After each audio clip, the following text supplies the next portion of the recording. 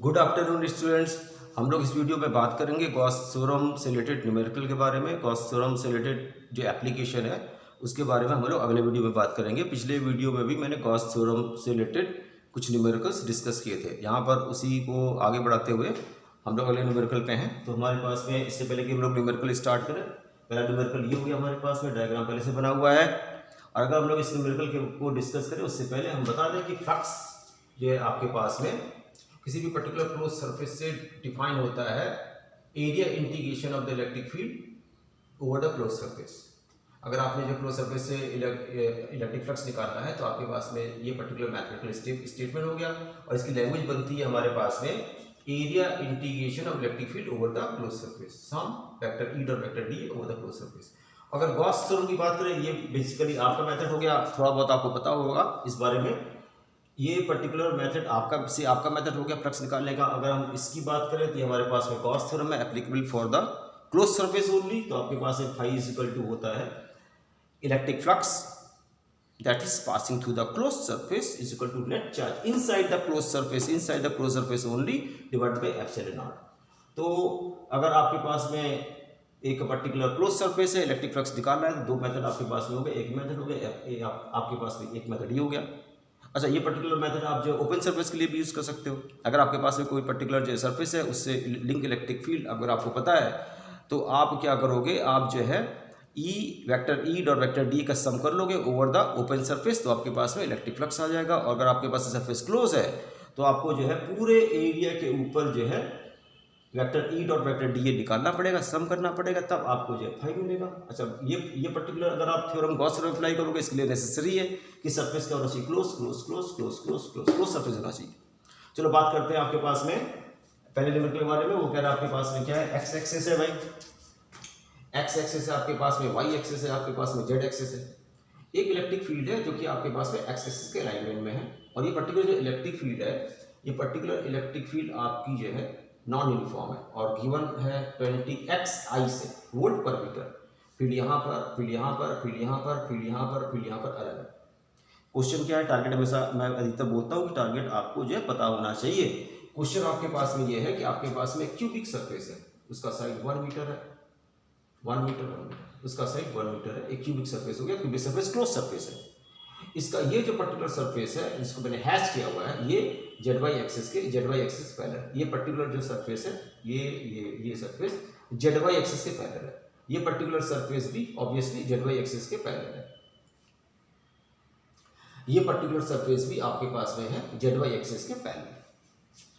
तो आपका क्यूबिक जो है सरफेस इस तरह से रखा हुआ है और इस पर्टिकुलर सरफेस का इससे जो डिस्टेंस है 1 मीटर है। ये डिस्टेंस 1 मीटर हो गया, यहाँ से लेकर के यहाँ से लेकर के यहाँ से लेकर के इस पर्टिकुलर प्लेन से लेकर के इस पर्टिकुलर सरफेस का डिस्टेंस यहाँ से लेकर यहाँ तक 2 मीटर हो गया एंड सो ऑन। आपसे बताओ करना क्या है, करना ये है, वो कह रहा है अगर ये आपको जो है ये पर्टिकुलर आपको डेटा अवेलेबल है तो बताओ इसमें कितना नेट चार्ज है, इस पर्टिकुलर क्यूबिक सरफेस में कितना नेट चार्ज है। अच्छा, अगर इस पर्टिकुलर क्यूबिक सरफेस को क्लोज मान लें, इस पर्टिकुलर क्लोज सरफेस में अगर हमने नेट चार्ज निकालना है तो इससे जाने वाला इलेक्ट्रिक फ्लक्स पता होना चाहिए, इससे जाने वाला इलेक्ट्रिक फ्लक्स पता होना चाहिए। अगर हम लोग गॉस थ्योरम की तरफ देखेंगे तो गॉस थ्योरम से बोलता है कि phi is equal to net charge inside by epsilon naught. अगर हम लोग जो है इस पर्टिकुलर क्यूबिक सरफेस से नेट फ्लक्स निकाल लें, नेट फ्लक्स तो भाई क्यू मिल जाएगा। इस पर्टिकुलर क्यूबिक सरफेस से अगर हम लोग जो नेट फ्लक्स निकाल लें तो इसके अंदर जो नेट चार्ज है ये आपको मिल जाएगा। तो हम लोग क्या करते हैं, हम लोग जो है इस पर्टिकुलर क्यूबिक सरफेस से नेट फ्लक्स निकालते हैं। इस पर्टिकुलर नेट फ्लक्स के लिए हम लोग जो है अपने मेथड का यूज करेंगे, that is your small flux D phi is equal to vector E dot vector D है। चलो, ये हमारे पास में क्या है, इलेक्ट्रिक फील्ड। आगे बात करते हैं, ये हमारे पास में इलेक्ट्रिक फील्ड हो गया, ये हमारे पास में एक क्लोज क्यूबिक सरफेस हो गया, आपके पास में इसका ये टॉप सरफेस हो गया। तो टॉप सरफेस को हम लोग देखिए 1/1 का टॉप सरफेस ये है। अच्छा, इलेक्ट्रिक फील्ड की तरह इसके पैरेलल ऐसे पेंटेड नहीं कर रहे, फ्लक्स जीरो होना चाहिए। अदरवाइज इलेक्ट्रिक फील्ड आपके पास में ऐसे, एरिया वेक्टर आपके पास में ऐसे, theta is equal to 90, electric field ऐसे, एरिया वेक्टर ऐसे, थीटा इज इक्वल टू 90। तो आपके पास में E D A cos theta से थीटा इज इक्वल टू 90, उससे भी आप इससे प्रूव कर सकते हो कि इसमें से जो फ्लक्स है वो क्या है, जीरो। बॉटम वन को ले लो तो बॉटम आपके पास में ये हो गया। इस बॉटम एरिया के भी जो इलेक्ट्रिक लाइन्स ऑफ फोर्स है पैरेलल है, ऐसे पेनिट्रेट नहीं कर रही, फ्लक्स जीरो होना चाहिए। अदरवाइज अगर आप एरिया वेक्टर ड्रॉ करोगे, एरिया वेक्टर ऐसे हो गया, फील्ड आपके पास में ऐसे हो गई, एंगल थीटा 90 हो गया। अगर आप जो है EDA cos theta, EDA cos 90 से अगर आप फ्लक्स निकालोगे तो भी इससे जो फ्लक्स लिंक क्या होगा, जीरो। अगर आप इसको देखोगे, इस पर्टिकुलर साइड वॉल को देखोगे 1:1 साइज का, तो ये पर्टिकुलर जो है 1:1 साइज का साइड वॉल आ गया, और आपके पास में इलेक्ट्रिक फील्ड इसके पैरेलल है, ऊपर के पैरेलल, नीचे के भी पैरेलल। अब इसको ले लो, इसको, ये आपके पास में लेट से ऐसे है, तो इलेक्ट्रिक फील्ड इसके पैरेलल है, ऐसे पेनिट्रेट नहीं कर रही है, तो फ्लक्स क्या हो जाएगा, जीरो। और अगर आप देखोगे तो इसका एरिया वेक्टर ये हो गया n कैप, ये इलेक्ट्रिक फील्ड हो गई, थीटा आपके पास में 90 हो गया, तो EDA cos थीटा वाले फॉर्मूले से थीटा इक्वल टू 90 आपके पास में इससे फ्लक्स हो गया जीरो। अगर आप इस पर्टिकुलर 1/1 को देखेंगे, इस पर्टिकुलर 1/1 एरिया को देखेंगे, तो ये एरिया आपके पास में 1/1, फिर से लेट से ये हो गया। इस पर्टिकुलर एरिया के भी जो है इलेक्ट्रिक फील्ड क्या है, पैरेलल, क्योंकि वो x एक्सिस के अरेंजमेंट में है। इस एरिया के भी क्या है, पैरेलल। अगर आप जो एरिया वेक्टर देखोगे तो एरिया वेक्टर आपके पास में perpendicular to the area outward हो जाएगा, ऐसे ऐसे दिखलाओगे, perpendicular to the area outward, perpendicular ये area vector perpendicular to the area outward, ये आपके पास में एरिया वेक्टर इससे हो गया आउटवर्ड। इलेक्ट्रिक फील्ड आपके पास में इधर इस डायरेक्शन में, इलेक्ट्रिक फील्ड आपके पास में इस एरिया से लिंक, इलेक्ट्रिक फील्ड इस डायरेक्शन में, एरिया क्या अलग पैरेलल, इलेक्ट्रिक फ्लक्स फील्ड से इसमें जो जीरो आएगा। लेकिन अगर आप ऐसे समझेंगे तो इलेक्ट्रिक फील्ड आपके पास में ये है, इससे एरिया वेक्टर आपका ये गया, आपके पास में जो एंगल है वो एंगल आपके पास में ये हो गया 90, तो इससे जो फ्लक्स हो गया वो भी आपके पास में क्या हो गया, जीरो। तो आपके पास में देखो, ये जो आपके पास में एरिया है, आपके पास में सामने जो एरिया है, टॉप पे जो एरिया है, बॉटम जो एरिया है, इससे फ्लक्स क्या हो गया, जीरो। चारों एरिया का जो ओरिएंटेशन है बेसिकली इलेक्ट्रिक फील्ड के पैरेलल है, तो इलेक्ट्रिक लाइंस ऑफ फोर्स उसको पेनिट्रेट नहीं कर रही है। अगर दूसरे सब इसलिए फ्लक्स जीरो है। अगर दूसरे सेंस में समझना चाहोगे तो हर एरिया से एसोसिएटेड जो एरिया वेक्टर है इलेक्ट्रिक फील्ड से 90 डिग्री एंगल बना रहा है, इसलिए चार जो हमने यहाँ पर दिखलाया है आपको फेसेस, उस चार क्यूब के चार फेसेस से इलेक्ट्रिक फ्लक्स जीरो। अब दो फेसेस बचे हैं आपके पास, एक ये फेस बचा है, ये फेस बचा है, ये वाला फेस 1 है, ये वाला फेस 2 है। अच्छा, इलेक्ट्रिक फील्ड यहाँ यहाँ यहाँ यहाँ यहाँ क्या करेगा, इस पर्टिकुलर फेस पे अगर आपको इलेक्ट्रिक फील्ड निकालना है तो x = 1 रख दो, तो इस पर्टिकुलर फेस के हर पॉइंट पर यहाँ यहाँ यहाँ यहाँ इलेक्ट्रिक फील्ड क्या है, 20 x = 1, E = 20 वोल्ट पर मीटर, 20 वोल्ट पर मीटर, 20 वोल्ट पर मीटर। अगर आप देखोगे, अगर आप देखेंगे तो इस पर्टिकुलर एरिया से फील्ड अंदर जा रही है, फ्लक्स अंदर जा रहा है, इनकमिंग फ्लक्स को नेगेटिव लेते हैं, ये याद रखना चाहिए। और याद रखना चाहिए कि अगर इलेक्ट्रिक फील्ड यूनिफॉर्म है और एरिया इलेक्ट्रिक फील्ड के परपेंडिकुलर है तो फ्लक्स का मैग्नीट्यूड निकालने के लिए इलेक्ट्रिक फील्ड और एरिया को मल्टीप्लाई कर लो। चलो ऐसे में समझ में आता है तो हम लोग जो है φ1 निकालेंगे। अगर आपको पता है φ1 निकालने का तरीका, हमारा तरीका वो हमारे पास में क्या है, हमारे पास में इलेक्ट्रिक फील्ड यूनिफॉर्म है, multiply by area into cos of the angle that the area vector makes with the electric field. तो इस पर्टिकुलर एरिया पे एरिया वेक्टर क्या है, ये इलेक्ट्रिक फील्ड आपके पास इस डायरेक्शन में, थीटा क्या हो गया 180, एरिया वेक्टर इधर है, इलेक्ट्रिक फील्ड इधर है, थीटा क्या हो गया 180, तो φ1 की वैल्यू क्या हो गई, इस पर्टिकुलर एरिया पे इलेक्ट्रिक फील्ड 20 वोल्ट पर मीटर, एरिया है 1 मीटर स्क्वायर इंटू कॉस आप क्या लिखोगे 180, तो आपके पास में क्या हो जाएगा, आपके पास में φ1 ये बराबर हो जाएगा 20 इंटू -1, तो कितना हो जाएगा आपके पास है -20 वोल्ट इंटू मीटर। ये आपके पास में आ गया इलेक्ट्रिक फ्लक्स, इससे आ गया नेगेटिव। अगर आप इस पर्टिकुलर एरिया को लोगे सेकेंड एरिया से जो इलेक्ट्रिक फ्लक्स है वो बाहर जा रहा है, it will be taken positive. अगर आप कैलकुलेट करोगे मैथमेटिकली तो आपके पास में इलेक्ट्रिक फील्ड का डायरेक्शन ये हो गया, एरिया वेक्टर का डायरेक्शन इस पर्टिकुलर एरिया पर आउटवर्ड ये हो गया, outward area vector is taken always outward to the area vector आपके पास में ये हो गया, इलेक्ट्रिक फील्ड आपके पास ये हो गया, दोनों बीच में एंगल कितना हो गया 0, इलेक्ट्रिक फील्ड ये एरिया वेक्टर है, दोनों बीच में एंगल 0। अच्छा, अगर आपके पास में यहाँ पर अगर आपको इलेक्ट्रिक फील्ड देखना है तो यहाँ से यहाँ तक डिस्टेंस है x = 2, s = 2 आप यहाँ पर रखो तो 20 × 2 आपके पास में क्या होगा 40, तो φ2 की वैल्यू मैथमेटिकली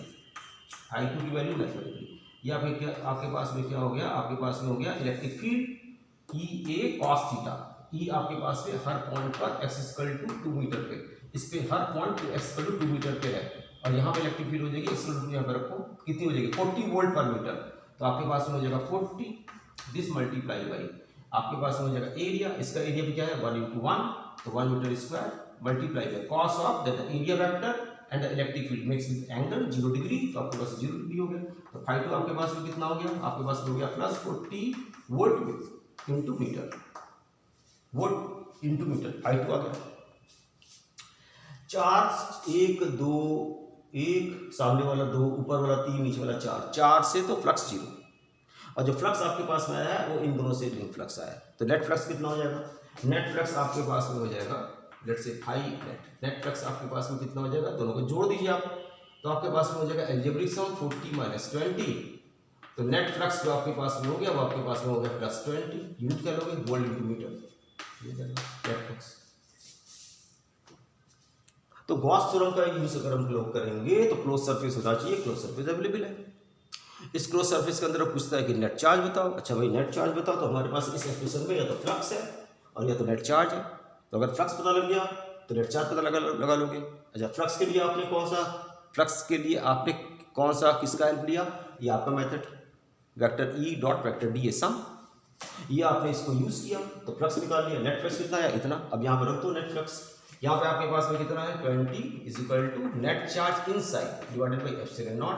तो आंसर क्या है, net charge inside the close surface is equal to plus, ध्यान देना, प्लस 20 इंटू एप्सिलॉन नॉट, और ये आपके पास में अगर एसआई यूनिट पे है तो Q1 की वैल्यू आपके पास में आ गया 20 into epsilon not coulomb, 20 into epsilon not coulomb, ये यूनिट हो गई, ये आपके पास में वैल्यू हो गई, ये यूनिट हो गई, इतना कूलम चार्ज है नेट।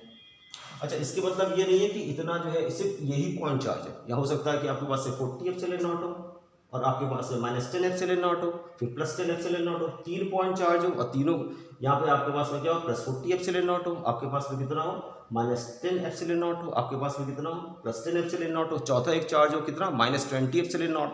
सब चारों में जब आप सम करोगे तो हो सकता है कि तब आपको फिर से क्या मिले +20 एप्सिलॉन नॉट। कहने का मतलब है कि यहाँ पे एक ही चार्ज नहीं है, सबसे पहले इसके अंदर कितना नेट चार्ज है ये निकालना था, इतना नेट चार्ज है। उस नेट चार्ज का मतलब ये नहीं है कि यहाँ पर एक ही पॉइंट चार्ज है, यहाँ पर 4 5 6 पॉइंट चार्जेस हो सकते हैं जिनका अलजेब्रिक सम हो सकता है कि 20 एप्सिलॉन नॉट कूलम।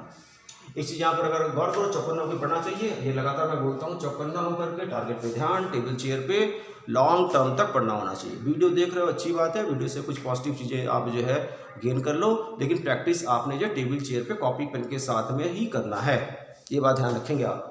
अच्छा यहाँ पर चौकन्ना होकर के अगर आप देखो तो आपके पास में जेड वाई प्लेन हो गया, जेड वाई प्लेन आपके पास में इलेक्ट्रिक फील्ड के परपेंडिकुलर है, ये इक्विपोटेंशियल सरफेस हो गया, ये इक्विपोटेंशियल सरफेस हो गया, इक्विपोटेंशियल एडिशनल चीज बता रहा है, ये इक्विपोटेंशियल सरफेस हो गया, क्योंकि इक्विपोटेंशियल सरफेस इलेक्ट्रिक फील्ड के क्या होता है परपेंडिकुलर।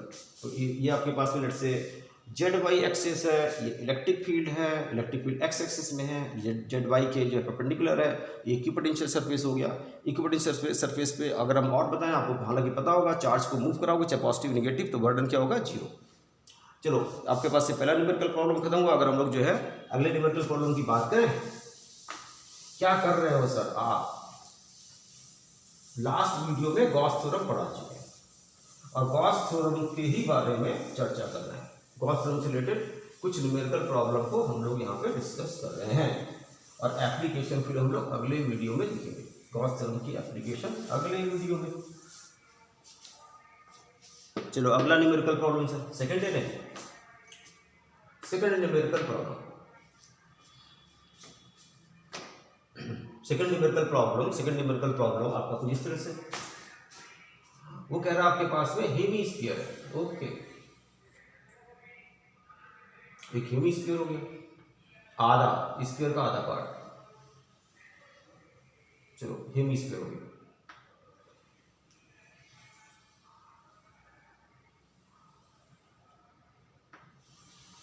इसका बॉटम पार्ट हो गया, हेमी स्फीयर का बॉटम पार्ट। अच्छा हेमी स्फीयर का सेंटर कहाँ, यहां अवेलेबल है, इस पर्टिकुलर सेंटर पे कितना चार्ज रखा है, सेंटर एग्जैक्ट सेंटर पे कितना चार्ज रखा है, प्लस क्यू चार्ज रखा है सेंटर पे। ओपन सरफेस है, क्लोज सरफेस नहीं है, ध्यान दो, आधा है, नीचे वाला आधा गायब है। क्या करना है सर, टारगेट क्या है, इस पर्टिकुलर प्लस क्यू चार्ज से इलेक्ट्रिक लाइन से फोर्स ऐसे जाएगी, ऐसे जाएगी, ऐसे जाएगी, ऐसे जाएगी, ऐसे जाएगी, ऐसे जाएगी, ऐसे जाएगी, इस पर्टिकुलर हेवी स्फीयर के सेंटर में प्लस की चार्ज से इलेक्ट्रिक फील्ड ऐसे जाएगी, ऐसे जाएगी, ऐसे जाएगी, ऐसे जाएगी, ऐसे जाएगी, ऐसे जाएगी, ऊपर जाएगी, पेनिट्रेट करेगी। तो क्या करना है, इस पर्टिकुलर हेवी स्फीयर से चार्ज की वजह से नेट फ्लक्स निकालना है, टारगेट फिक्स कर दिया भाई जी, टारगेट फिक्स कर दिया। चलो देखिए कैसे करते हैं इसको, 2-3 मेथड से कर सकते हो। अच्छा ऐसा है सर, यस। चलो पहला मेथड बताओ आप। तो पहला method M1, first method M1, क्या करना है, इस पर्टिकुलर हेवी स्फीयर से इस पर्टिकुलर चार्ज की वजह से इलेक्ट्रिक फ्लक्स निकालना है। पहले मेथड में हम लोग अपना मेथड यूज कर लेंगे। क्या, ओपन सरफेस से अगर हम लोग ने इलेक्ट्रिक फ्लक्स निकालना है तो आपके पास में ऑप्शन है sum vector E dot vector D. अच्छा अगर आप देखो इस पर्टिकुलर हेवी स्फीयर का रेडियस ले लो आप, इस पर्टिकुलर हेवी स्फीयर का रेडियस इस पर्टिकुलर हेवी स्फीयर का रेडियस लेट से आर है। तो पहले मेथड की बात कर रहे हैं, ये यूज करेंगे। तो आपके पास में यहां से अधिक स्पेस आर, यहां तक आर, यहां से अधिक आर, यहां से अधिक आर, यहां से अधिक आर, यहां से अधिक आर, यहां से अधिक आर। यहां पर इलेक्ट्रिक फील्ड इसकी वजह से magnitude wise constant constant constant constant constant constant constant magnitude wise. Direction क्या होगा, रेडियली आउटवर्ड। तो अगर आप क्या करोगे, यहां पे छोटा सा एरिया लोगे, मान लो यहां पे छोटा सा एरिया, इस पर्टिकुलर छोटे से एरिया पर, इस पर्टिकुलर छोटे से एरिया पर, इस पर्टिकुलर छोटे से पॉइंट एरिया पर जो आपके पास है प्लस की चार्ज की वजह से इलेक्ट्रिक फील्ड होगी वो ये हो गया ई वेक्टर। ये क्या है, पॉइंट एरिया कितना है सर, डी है। अच्छा डी से एसोसिएटेड एरिया वेक्टर, ये क्या एरिया वेक्टर, एंड क्या डी से associated area vector perpendicular outward. वो ई के क्या है, ई के पैरेलल। थीटा यहाँ पर कितना है, 0। अच्छा यहाँ पर अगर आप लोगे, यहाँ पर अगर छोटा सा एरिया लोगे उसके ऊपर फील्ड क्या होगी आपके पास में, ई सेम जो यहाँ पर है वो यहाँ पर है, क्योंकि क्यू सेम है और ये डिस्टेंस भी सेम है। तो यहाँ पे जो फील्ड होगी वो भी आपके पास में ये जो फील्ड है इसके बराबर होगी। और इस पर्टिकुलर यहाँ पर छोटा सा अगर आप एरिया लोगे उस पर जो एरिया वेक्टर है और इलेक्ट्रिक फील्ड का अलाइनमेंट दोनों यहाँ भी क्या होगा, सेम। तो इस हेवी स्फीयर के हर पॉइंट पे इलेक्ट्रिक फील्ड का मैग्नीट्यूड ई, और हर पॉइंट पर जो एरिया वेक्टर है, एरिया वेक्टर इलेक्ट्रिक फील्ड का डायरेक्शन सेम, माने हर पॉइंट के लिए थीटा इक्वल टू 0। ये वाला थीटा, ये ई डी कॉस थीटा वाला थीटा यहाँ पर 0। तो अगर आप इससे छोटा सा फ्लक्स निकालोगे मेथड 1 से, छोटा सा फ्लक्स डी फाई बराबर आपके पास में क्या हो जाएगा, डी फाई बराबर हो जाएगा आपके पास में E into D A into cos theta या vector E dot vector D A. तो छोटा सा फ्लक्स डी फाई ये बराबर आपके पास में जाएगा ई बराबर आपके पास में क्या है, Q divided by 4 pi epsilon not into 1 by R square, 1 by capital R square electric field वाला फॉर्मूला, इंटू छोटा सा area D A into cos क्या ले लोगे आप, 0 कॉस 0। और ये पर्टिकुलर 0 हर एरिया के साथ में, हर एरिया के ऊपर जो इलेक्ट्रिक फील्ड है वो आपके पास में क्या, सेम। तो इसलिए अगर हम डिफाई निकालेंगे छोटा सा फ्लक्स तो आपके पास में आ जाएगा Q divided by 4 pi epsilon not into 1 by R square, और आपके पास में cos 0 वाट इंटू डी है। ये हमारे पास में क्या हो गया, ये हमारे पास में इस पर्टिकुलर छोटे से एरिया से इलेक्ट्रिक फ्लक्स हो गया। और अगर आप इलेक्ट्रिक फील्ड की बात करोगे तो यहाँ पे हर छोटे छोटे पॉइंट एरिया पे इलेक्ट्रिक फील्ड का जो मैग्नीट्यूड है वो आपके पास में सेम, और हर पर्टिकुलर पॉइंट एरिया पे इलेक्ट्रिक फील्ड और एरिया वेक्टर क्या है, सेम डायरेक्शन में अलाइन। Theta equal to 0। तो क्या कर लो, यहाँ पर अगर आपके पास में छोटा सा फ्लक्स आया, यहाँ पे छोटा सा फ्लक्स डी फाई आप जो है इस पर्टिकुलर जो है ओपन हेमीस्फीयर पे डी फाई सबका सम कर लो तो टोटल फ्लक्स हेमीस्फीयर से आ जाए। तो हम लोग यहाँ पे क्या कर रहे हैं, सम क्या कर रहे हैं भाई, डी फाई ये बराबर क्या हो जाएगा, ये बराबर हो जाएगा हमारे पास में सम क्या, Q divided by 4 pi epsilon not into 1 by R square into क्या हो जाएगा डी। तो ये बराबर हमारे पास में क्या हो जाएगा, टोटल फ्लक्स सर्किल नहीं लगाया क्योंकि सरफेस क्या ओपन हेमीस्फीयर है। ये बराबर हमारे पास में क्या हो जाएगा, क्यू आपके पास में Q by 4 pi epsilon not into 1 by R square, जिसकी इलेक्ट्रिक फील्ड हर पॉइंट पर क्या है सेम, यहाँ पर ई का मैग्नीट्यूड हर पॉइंट पर क्या है सेम। तो इसे हमने बाहर ले लिया। अच्छा हर पॉइंट के लिए थीटा भी आपके पास में क्या है 0, अब बाकी बचा आपके पास में कितना सम दिए। हेमीस्फीयर का एरिया क्या होता है, हेमीस्फीयर का एरिया क्या होगा भैया, 2 पाई आर स्क्वायर, ठीक है, यहाँ पे आर स्क्वायर आना चाहिए, 2 पाई आर स्क्वायर। तो फाई इक्वल टू आपके पास में हेमी स्क्वायर से आ गया Q divided by 4 pi epsilon not into 1 by R square. सम दिए आपके पास में आ गया कितना, 2 पाई आर स्क्वायर दिया गया। तो आपके पास में यहाँ पर 2 पाई आर स्क्वायर कैंसिल और 2 आपके पास 2 टू 4, तो आंसर आपके पास में आ गया phi equal to Q divided by 2 epsilon naught. ये हो गया आपके पास। जो आपका जो मेथड है उस पर्टिकुलर मेथड से आपने इलेक्ट्रिक फ्लक्स निकाल लिया। जो आपका मेथड है ये वाला मेथड, इससे आपने इलेक्ट्रिक फ्लक्स निकाल लिया। अच्छा सर एक और मेथड बताओ, आप कहते हैं 2-3 मेथड है, एक और मेथड बताइए। तो एक और मेथड की बात करें हम लोग, सेकंड मेथड M2 यहाँ मार्क कर देते हैं, M2 सेकंड मेथड।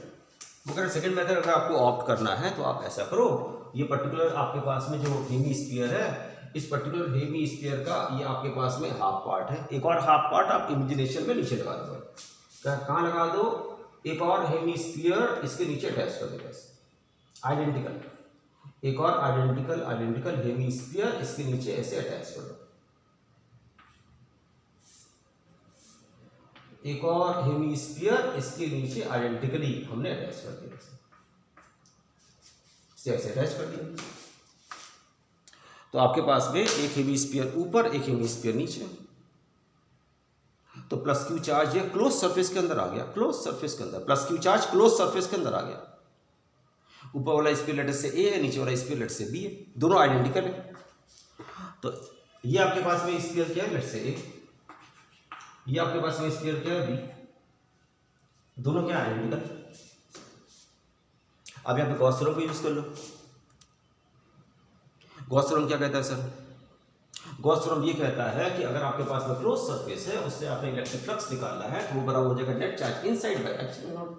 तो अगर हम लोग यहाँ पे डिस्कस करें तो आपके पास में इससे जाने वाला फ्लक्स प्लस इससे जाने वाला फ्लक्स नेट फ्लक्स हो जाएगा, phi A plus phi B, this is equal to net flux. और गॉस थ्योरम के बराबर, गॉस थ्योरम के अकॉर्डिंग वो क्या होगा, net charge inside by epsilon not. तो ये बराबर आपके पास में क्या होगा, Q divided by epsilon naught. इससे प्लस इससे जो फ्लक्स है वो क्लोज सरफेस से जाने वाला फ्लक्स के बराबर होगा, गॉस के अकॉर्डिंग वो होता है क्यू बाई एप्सिलॉन नॉट। दोनों आइडेंटिकल है, इसलिए इससे जाने वाला फ्लक्स, इससे जाने वाला फ्लक्स क्या होगा, बराबर। तो यहाँ पर फाई ए बराबर क्या, फाई ये दोनों बराबर, ये और ये बराबर होंगे, क्योंकि ये आपके पास में सेंटर में सिमेट्रिकली प्लेस, और आपके पास में ये पर्टिकुलर जो आपके पास में हेमिस्फीयर है, ये पर्टिकुलर हेमिस्फीयर क्या है, आइडेंटिकल है। तो इसलिए आपका हो गया फाई ए बराबर फाई बी, तो इसका मतलब है phi A equal to phi B, तो आपके पास में हो गया phi A plus phi A से फ्लक्स, फिर further phi B equal to phi A से फ्लक्स, ये बराबर क्या हो जाएगा, total flux Q by epsilon not. तो ये हो जाएगा हमारे पास में 2 phi A, this is equal to Q by epsilon not. तो इसका मतलब है इससे जाने वाला फ्लक्स क्या हो जाएगा, इससे जाने वाला फ्लक्स फाई ए, ये बराबर क्या हो जाएगा, Q divided by 2 epsilon naught. ये आपके पास में आंसर आ गया, Q divided by 2 epsilon naught. इससे और इससे जाने वाला फ्लक्स के सेम, और दोनों का जो है टोटल हो गया क्यू बाई एप्सिलॉन नॉट। इसलिए आपके पास में फाई ए फर्दर फाई ए, ये आइडेंटिकल है, दो से फ्लक्स हो जाएगा सेम, इस सिमेट्रिकली प्लेस है, दो से फ्लक्स हो जाएगा सेम, तो phi A plus phi A is equal to Gauss theorem के according total flux Q by epsilon not. तो phi A plus phi A is equal to Q by epsilon not, तो 2 phi A is equal to Q by epsilon not. तो इससे जो जाने वाला flux हो जाएगा वो जाएगा Q by 2 epsilon not. Same answer आ गया, सेम आंसर। अगर इस पर्टिकुलर प्लस क्यू चार्ज को उठा करके यहाँ पर रख देते और वो कहता कि ए से निकालने वाला फ्लक्स निकालो, तब आप फंस जाते भाई, क्योंकि तब आपका जो है, अगर आप यहाँ पे इसको जो है क्लोज करते, क्लोज करने पर जो है आपके पास है प्लस क्यू चार्ज अंदर तो होता, नेट फ्लक्स आपके पास में जो क्यू बाई एप्सिलॉन नॉट तो होता, phi A plus phi B, लेकिन फाई ए बराबर फाई बी नहीं होता, क्योंकि ये प्लस क्यू चार्ज अब सेंटर पर नहीं है, यहाँ पर। इसके लिए क्या करेंगे आगे डिस्कस करेंगे बाद में। अच्छा अभी और सर आप कह रहे थे और एक और मेथड है, 2-3 मेथड है, तीसरा मेथड है क्या कोई? तीसरे मेथड के बारे में बात कर लेते हैं। हमें ये पता है तीसरा मेथड, थर्ड मेथड किसके लिए, इस हेमिस्फीयर से फ्लक्स के लिए, इस हेमिस्फीयर से फ्लक्स के लिए, इस हेमिस्फीयर से इलेक्ट्रिक फ्लक्स के लिए, थर्ड मेथड, उसके बारे में बात करने लगे, उसके बारे में बात करने लगे। तो यहाँ पर थर्ड मेथड M3। तीसरा मेथड, इलेक्ट्रिक फ्लक्स को निकालने के दो तरीके, एक तरीका आपके पास में ये ओपन सरफेस के लिए एप्लीकेबल होता है, एक तरीका गॉस दद्दा का क्लोज सरफेस के लिए एप्लीकेबल होता है। Choose the net charge only inside the close surface. आप तीसरे मेथड की बात करें तो बिल्कुल ये पॉइंट चार्ज है, ध्यान दो, इस पर्टिकुलर पॉइंट चार्ज पे ध्यान दो। क्लास 11 की इंफॉर्मेशन है। ये पर्टिकुलर ओपन सरफेस कितना सॉलिड एंगल बना रहा है। सॉलिड एंगल का गेम बहुत इंपॉर्टेंट है। गॉस थ्योरम में सॉलिड एंगल का गेम बहुत इंपॉर्टेंट है। ये पर्टिकुलर जो है हेमिस्फीयर इस पर्टिकुलर पॉइंट पर कितना सॉलिड एंगल बना रहा है, इसे अगर आप निकाल लो या अगर आपको पता है तो बहुत अच्छा है। चलो अगर हम लोग निकालें तो सॉलिड एंगल क्या होगा, सॉलिड एंगल ओमेगा कहां पर, ये पर्टिकुलर क्लोज सरफेस इस पर्टिकुलर पॉइंट पर जहां प्लस क्यू चार्ज रखा हुआ है कितना सॉलिड एंगल बना रहा है, इसके बारे में बात कर रहे हैं। तो ये सॉलिड एंगल कितना बना रहा है, अगर हम इसको बताएं आपको क्लास 11 की इंफॉर्मेशन के बेसिस पे, तो आपके पास में होता है area divided by distance square, provided area and distance are perpendicular. क्या मतलब है, यहाँ पर आपके पास में जो है इस पर्टिकुलर पॉइंट पर ये पर्टिकुलर हेमिस्फीयर कितना सॉलिड एंगल बना रहा है, उसके लिए इस पर्टिकुलर एरिया को ले लो। ये पर्टिकुलर जो एरिया आपके पास में है ये ढेर सारे पॉइंट एरिया से मिलकर बना है, और हर पर्टिकुलर पॉइंट एरिया से अगर आप ये लाइन ज्वाइन करोगे, ये लाइन ज्वाइन करोगे, ये पर्टिकुलर जो लाइन है इस पर्टिकुलर एरिया पे क्या होगा, परपेंडिकुलर। तो इसलिए आपके पास में ये जो पूरा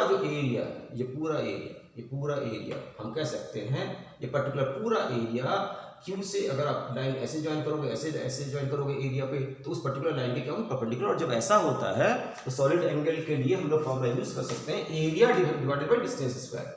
एरिया कितना है आपके पास में, area divided by distance square, A by R square इस केस में। तो ओमेगा क्या हो गया, यहाँ पर बना हुआ सॉलिड एंगल ए बराबर कितना हो गया, ए बराबर हो गया 2 pi R square divided by क्या हो गया हमारे पास में R square, R square cancel, तो ओमेगा बराबर हो गया हमारे पास में 2 pi steradian, 2 pi S R small S small R without any dot. Unit बता दी स्टेरेडियन का सिंबल, ओमेगा की यूनिट बता दी स्टेरेडियन और उसका symbol small S small R without any dot. तो अब क्या कहना चाह रहे हो सर, ये कहना चाह रहे हैं कि इस पर्टिकुलर पॉइंट पर ये पर्टिकुलर सरफेस, ये पर्टिकुलर ओपन सरफेस, इस पर्टिकुलर पॉइंट पे जो सॉलिड एंगल बना रहा है 2 पाई स्टेरेडियन। अगर ओमेगा बराबर 4 पाई हो जाएगा तो सरफेस क्या हो जाएगा, क्लोज। एक क्लोज सरफेस एक पर्टिकुलर पॉइंट पर, एक क्लोज सरफेस एक पर्टिकुलर पॉइंट पर टोटल सॉलिड एंगल बनाता है 4 पाई। एक पर्टिकुलर क्लोज सरफेस एक पर्टिकुलर पॉइंट पर टोटल सॉलिड एंगल बनाता है 4 पाई। तो क्या मतलब हुआ, अगर आपके पास में इस पर्टिकुलर पॉइंट पर 4 पाई सॉलिड एंगल होता तो आपके पास में सरफेस क्या होता है, क्लोज। उस पर्टिकुलर क्लोज सरफेस से जाने वाला इलेक्ट्रिक फ्लक्स क्या होता, Q divided by epsilon not, Gauss theorem.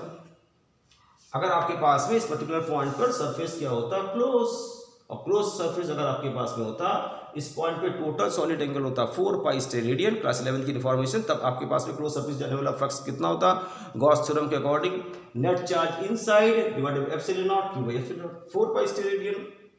अगर एक पर्टिकुलर पॉइंट पे सॉलिड एंगल बन रहा है, एक पर्टिकुलर सरफेस पर्टिकुलर पॉइंट पर 4 पाई स्टेरेडियन सॉलिड एंगल बना रहा है, इसका सरफेस क्लोज है और फ्लक्स आपके पास में जाएगा Q बाई एप्सिलॉन नॉट।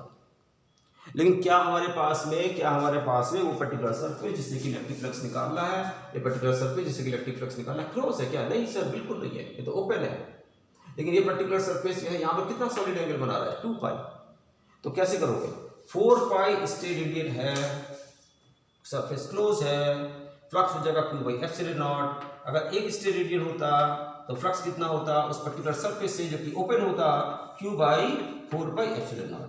अगर आपके पास में सरफेस ओपन है और 2 पाई स्टेरेडियन सॉलिड एंगल बना रहा है, 2 पाई स्टेरेडियन सरफेस ओपन है, उस पर्टिकुलर पॉइंट पर सॉलिड एंगल 2 पाई स्टेरेडियन बना रहा है, तो इस पर्टिकुलर सरफेस से जाने वाला फ्लक्स कितना हो जाएगा हमारे पास में, Q divided by 4 pi epsilon not into 2 पाई। लो भैया ये हो गया कैंसिल, 2 यहाँ बचेगा तो Q डिवाइडेड बाई आपके पास में 2 पाई एप्सिलॉन नॉट आ गया।